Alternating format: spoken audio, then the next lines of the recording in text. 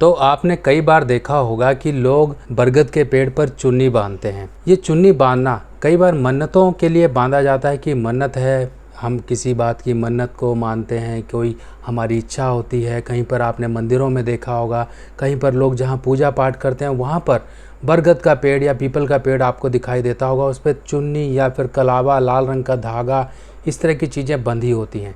पर कभी क्या आपने सोचा है कि ये धागा या फिर लाल रंग की चुनरी बांधना और ख़ासकर बरगद के पेड़ की जो जटाएं होती हैं, जो दाढ़ी कहलाती है, इस पर बांधना आपकी जीवन में आपकी मन्नतें पूरी तो करती ही करती है, साथ ही साथ और आपकी ग्रह स्थिति जो कुंडली में ख़राब है उससे भी आपको रिलीफ दिला देती है। जी हाँ दोस्तों, आज मैं आपके सामने बात करने वाला हूँ उस योग के बारे में जो कि कहलाता है जेल खाना, पागल खाना, वीराना या दवा खाना। यानी कि जब भी कुंडली में बुध और राहु का एक योग बनेगा या फिर बुध और राहु आपस में कहीं पर भी कुंडली में गलत खानों में चले जाएंगे, गलत हाउसेस में चले जाएंगे या यूँ कहें गलत भाव में चले जाएंगे, तो समझ लीजिए आपके जीवन में ऐसी परेशानियाँ आएंगी जो आपके जीवन में परेशानियाँ, चाहे वो धन की हो, चाहे तन की हो, चाहे आपके मन की हो या फिर अपने परिवार से वैर विरोध की हो, किसी न किसी तरह की परेशानियाँ बुध और राहु के गलत भाव में जाने के कारण, चाहे वो वर्षफल हो, चाहे वो दशा अंतरदशा हो, चाहे वो गोचर हो, किसी भी तरीके से बुध और राहु का कहीं पर इस कंडीशन में आ जाना जो कि ख़राब कंडीशन कहलाती है, आपके जीवन में परेशानियाँ लेकर आ जाती है। पर कई बार हम जाने अनजाने में बहुत से ऐसे काम कर देते हैं जो हमको परेशानी से बचा लेते हैं। योग तो आते हैं बुरे पर चले भी जाते हैं। जी हाँ दोस्तों, यही मैं आपके सामने आज पूरी चर्चा करने वाला हूँ। तो आगे बढ़ने से पहले आपको जानकारी दे दूँ कि आज की चर्चा है बुध और राहु के एक योग के बारे में। तो नमस्कार दोस्तों, मैं सुभाष शर्मा चंडीगढ़ से लाल किताब के ज्ञान में आपका स्वागत करता हूँ और आज आपको बताने वाला हूँ बुध और राहु का एक ऐसा योग जो कि खराब कहलाता है, इंसान के जीवन में परेशानियां लेकर आता है।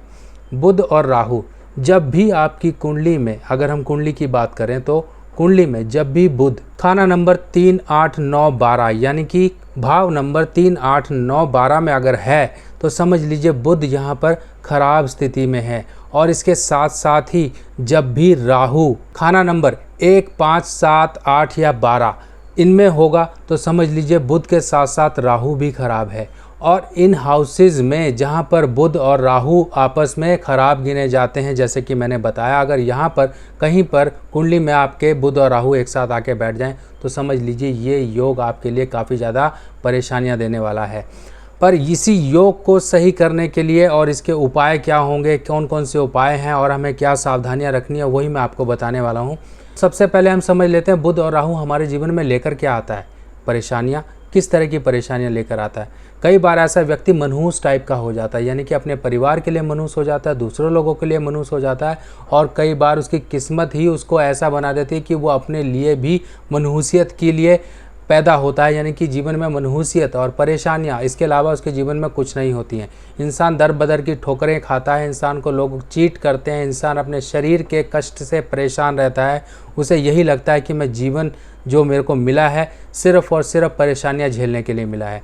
जेल खाना, पागल खाना, दवा खाना या वीराना, अगर हम इसको थोड़ा सा एलैबोरेट करें तो जेल खाना वो होता है कि इंसान अपने परिवार से कहीं दूसरी जगह चला जाए या फिर वो कहीं से किडनैप हो जाए, अपहरण हो जाए या फिर उसको जेल में जाना पड़े, किसी न किसी तरह की प्रॉब्लम उसने क्रिएट कर दी जिसको परदेश में रहना पड़े। कहीं परदेश में लोग जाके बंदी बन जाते हैं, इस तरह से बंदी तरह का एक जीवन जीना पड़ता है उसको।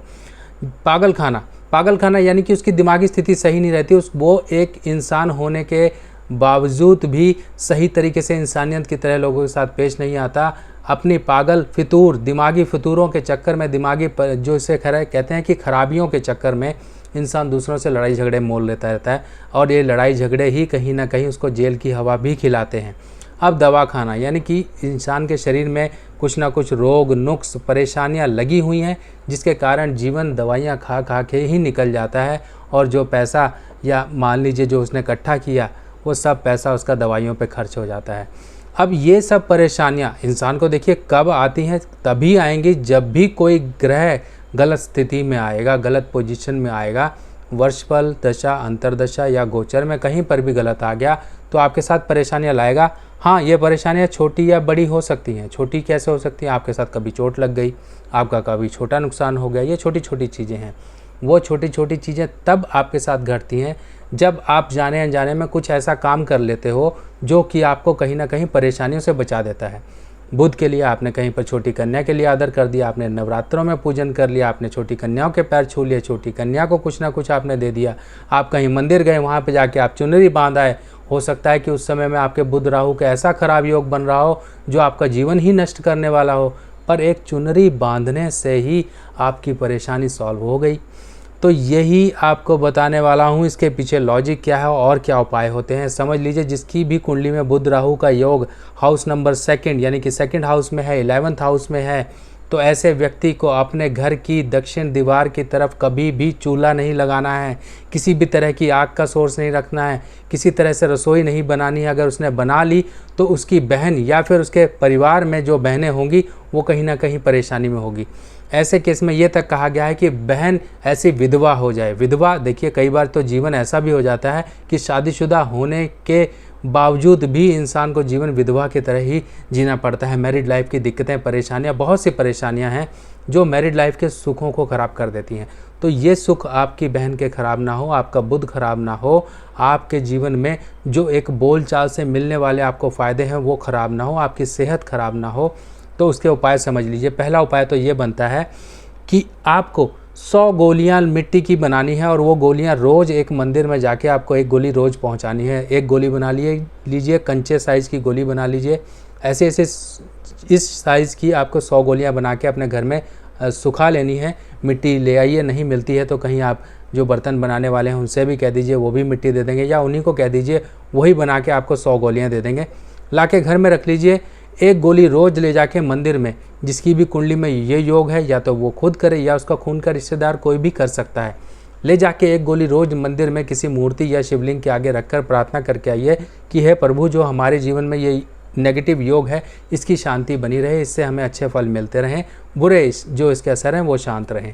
अब कई बार क्वेश्चन ये भी आ जाता है कि आपको क्या एक ही मंदिर में ये उपाय करना? नहीं, आप एक मंदिर में करें चाहे दूसरे मंदिर में जा के करें, क्योंकि रोज़ रोज़ एक व्यक्ति किसी मंदिर में जाता है और गोली रख के चढ़ाएगा भी तो पुजारी जो वहाँ के होते हैं वो पूछ ही लेते हैं, आप रोज़ रोज़ ये गोली क्यों चढ़ाते हो?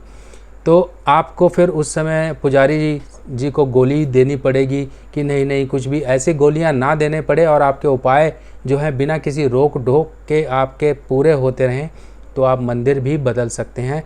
किसी भी धर्म स्थान में जाके आप बदल के चढ़ा सकते हैं।